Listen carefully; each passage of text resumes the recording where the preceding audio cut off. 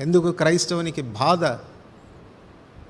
తన తోటివారు, తన ఇంటివారు, తన ఇరుగు పొరుగు వారు, తన దేశస్థులు నిత్య నాశనానికి వెళ్ళిపోతున్నారు అన్నటువంటి బాధ నీకుండాలి.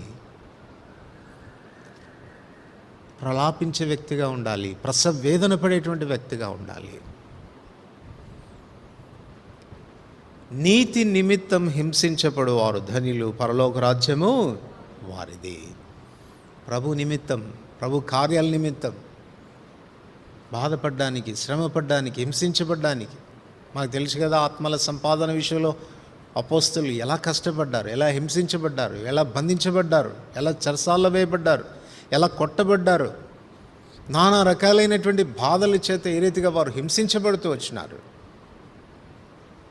అయినా కూడా వారు ఆత్మల్ని సంపాదిస్తూ వచ్చినారు. ఇది నాన్న దేవుని బిడలమైనటువంటి మన విషయంలో, మన పొరుగు వారి విషయంలో ఏమైనా కన్సర్న్ మనకుందా?